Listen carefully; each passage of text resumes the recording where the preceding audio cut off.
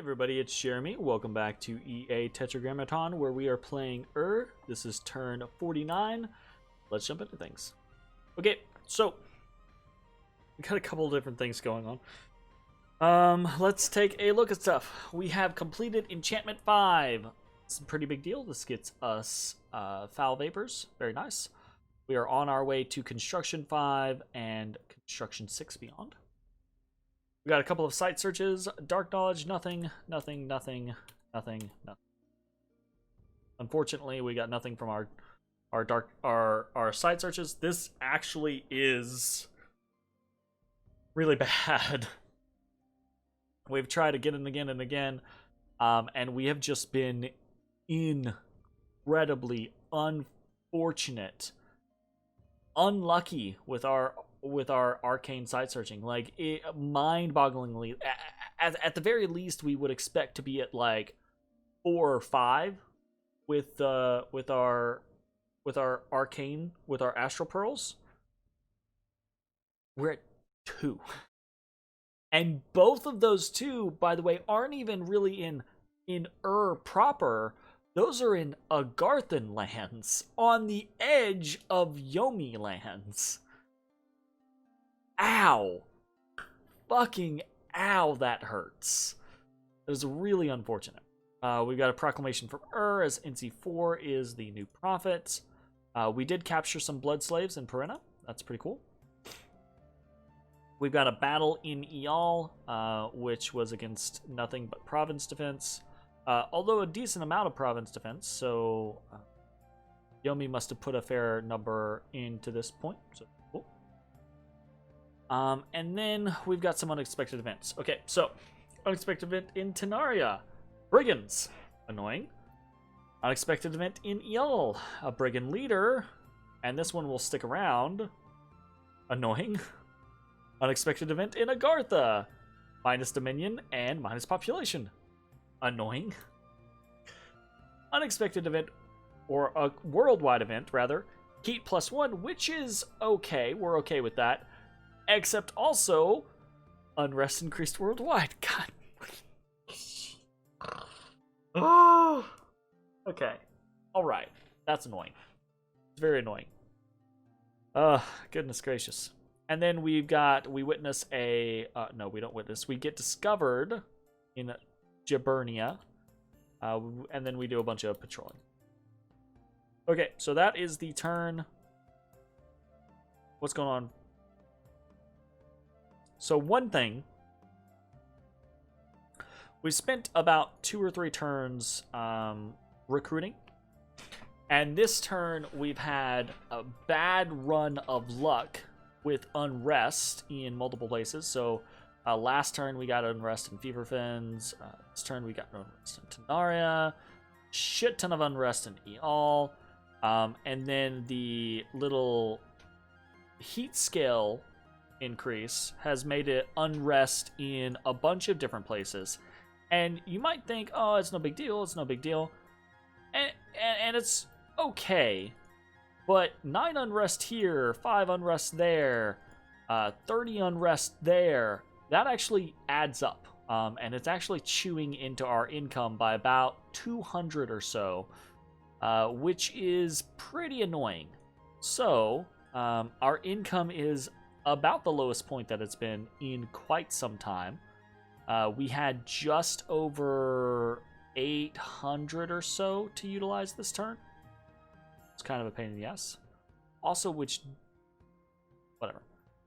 So that income is being spent on Crystal Sorceresses and Lizard Shaman, because those are going to be things that are really important for us throughout the entirety of the game. We're also going to continue to create Mushushus and Inki's Chosen. Also going to be very important for us throughout the entirety of the game. We are getting a Gudu up here, because that's where the action is. We're getting some more Enkidu Spear Guards as well. And unfortunately, that's about all we can do with the money that we have. Just is what it is. So what else are we doing for this turn? Mostly we're holding. We are patrolling in Fever Fens because we want to get rid of the scenarios. We don't want to stick around and have consistent unrest events. Not that Fever Fins is worth too terribly much, but we don't want to run into a situation where we have to deal with indies, etc., etc. So, while we're waiting elsewhere, we're just going to patrol things out in Fever Fins, and hopefully that will be dealt with this turn. In other spaces, we are consolidating in Perenna. We're going to have 10 Astral here. 10 individuals who can communion here next turn. Should be 5 Lizard Shamans and 6 Crystal. Ooh, 11, I think. Yeah, we should have 11 here next turn. And the turn after that, we might have 12. So our communion is increasing in size, which means it is potentially increasing in power. The ability to do more things, basically, which is cool. Very cool. So, we will see how that goes. One of the things that it is definitely going to allow is it's definitely going to allow us to put a shaman in as a communion master so that the shaman can use regeneration and give all of our communion slaves some regeneration. It'll be cool. Eventually we'll get there with mass regeneration, obviously, which isn't too terribly far away, but that is still a ways away, and I doubt we're gonna sit forever. We are researching. We're going to hit Construction 5 next turn. The 2 turns after that, we will hit Construction 6. So that should be cool. In the meantime, we are continuing our effort of forging more Dwarven Hammers. Basically, we have just committed that we're never going to be a crazy Earth power. We're just going to use our Earth to forge hammers and do some other stuff here or there. Maybe eventually, once we get to the point to where we have enough hammers that we're happy, we might just sit and summon Kusarakus with one person and build up an army of Kusarakus. See how that goes. Maybe. Depends. We're also continuing to do things like forge Boots of the Messenger. We are starting to forge Skull Mentors with our Bone 3 2 Death Mage. We are going to be forging Coral Blades as well. Coral Blades are going to be interesting options that we can give to our communion slaves in order to increase, for like a Lizard Shaman, for example, it'll boost them up to 21 HP, which is, I believe, in the threshold of new ticks, so they will regenerate more HP, which is cool. Also, they're a little tankier, so they are less likely to die from miscellaneous AoE damage. So that's pretty cool. What else do we got going on? We are kind of just holding. So we took Eal. We're pulling back with Elder 13 and his little group here. He is still in Delca. But again, I don't feel the need to rush him right now. That being said, our income, again, is turning into the situation where it's kind of annoying. So, what we might do is we might just run for Construction 3 and then do 2 things. So, Construction 3 is going to take us 3 turns. Right, so we might take those... If he doesn't move to engage us...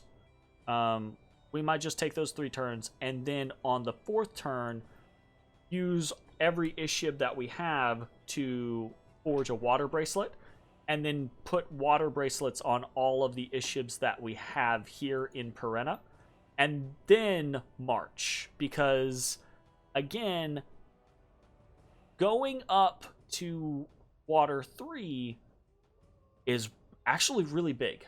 Going up to Water 3 is actually really big, really allows for more control on the ability of what these water mages are capable of. And even though we would be fighting in cold, and ice elementals are not by far, but they are inferior to water elementals, being able to summon, we got 1, 2, 3, 4, 5, 6, 7 if you count this NC, even just 6 though. Being able to summon 6, probably 12 ice elementals at the beginning of a battle is pretty nice. I mean, granted, that would be turn like 55, but I don't know.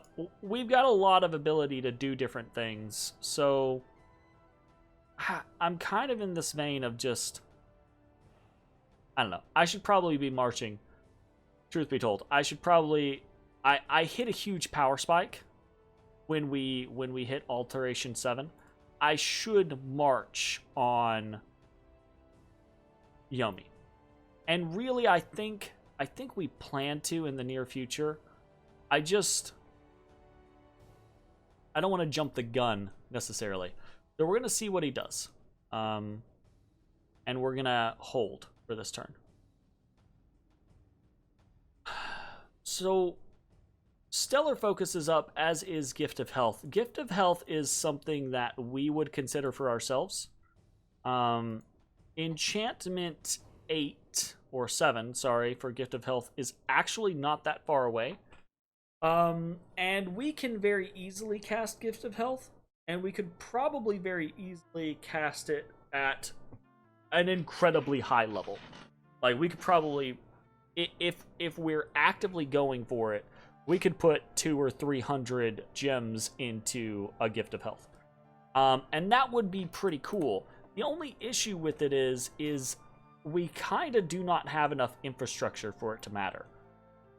That being said, to kind of counter that, what we would need to do is start putting up infrastructure.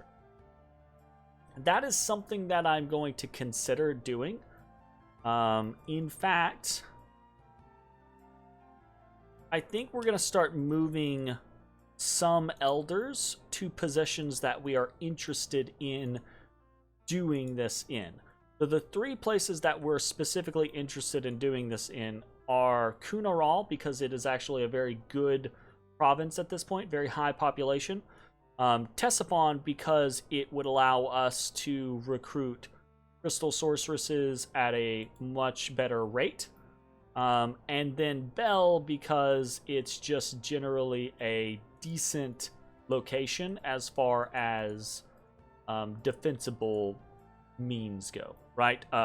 Basically, it's on the opposite side of where we're fighting. We could get something up there probably relatively easily, and it's in a good strategic location because it's right next to a throne, basically. And it already has some infrastructure in the fact that it has a laboratory. So those are kind of like provinces that we're interested in putting some infrastructure into.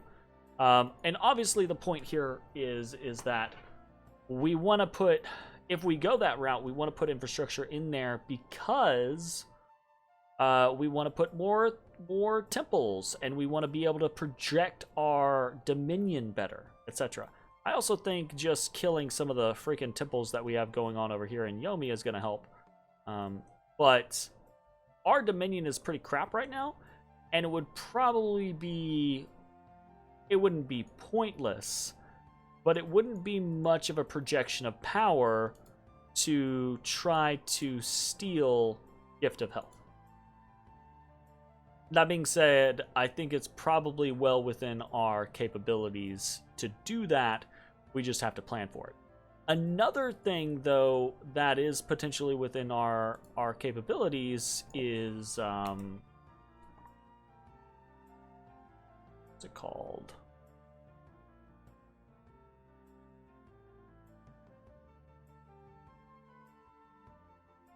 Nope. Maelstrom. So Maelstrom is potentially something that we can do.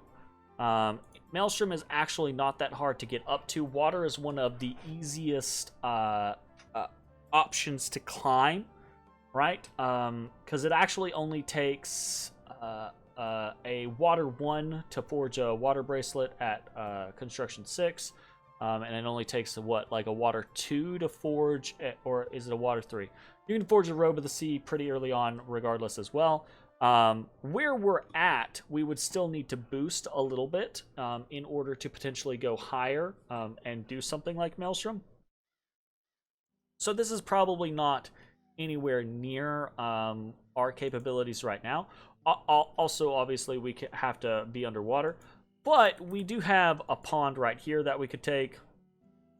We could try to take this pond from Relay, which, by the way, they took this pond recently. I don't know when the fuck they got over here, but they did. So,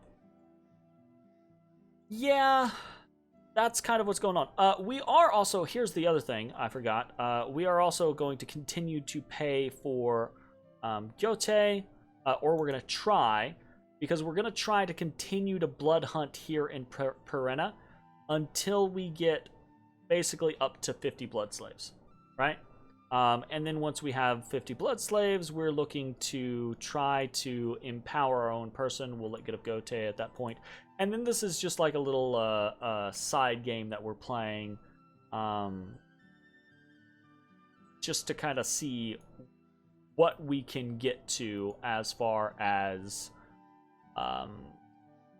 blood options are concerned. And we'd probably do something like empower an Ishib, whether we do a water nature Ishib or a water earth Ishib. So water nature actually gets us some interesting things. Water nature gets us into crossbreeding, right? Which can be fun, especially if you get higher up. You can get improved crossbreeding and do some pretty fun stuff there. Specifically, what we're interested in with water is we're interested in ice devils. It's very easy to get to the water portion of this. Harder to get to the blood portion of this without somebody dying, basically. But we could potentially get up to the point of ice devils. If we didn't go nature and instead went earth, we could try to get up to something like Father Ill Earth. But honestly, it doesn't really seem to matter too terribly much. Forces of Ice is interesting if we go that route. Frost Devils are actually decently strong. Bind Frost Fiends. So that's pretty nice. But I don't know. That's, again, pretty far away. I wouldn't worry about it too much. Alternatively, we could try to go for air with a Gudu. But I think Ice Devils is probably, if we're going to aim for something, and we're really going to try to get it to go, Ice Devils is probably the best bet that we have there. That's incredibly far down the road. It's hypothetical stuff. All right, I think that's going to be it for the turn. Kind of a boring turn, honestly. Next turn is more likely to be interesting. If this army moves away, we are likely going to march. If this army moves into Ial or Niota, we are likely going to march. About the only way that the status quo maintains is if the status quo maintains, right? If he does not move anything, if he just holds in Delca, then we will probably just continue to research, because we are researching really well right now. So why not, right? Yeah. That being said, I think that's going to be it for this turn. See you all next time. Bye, everybody.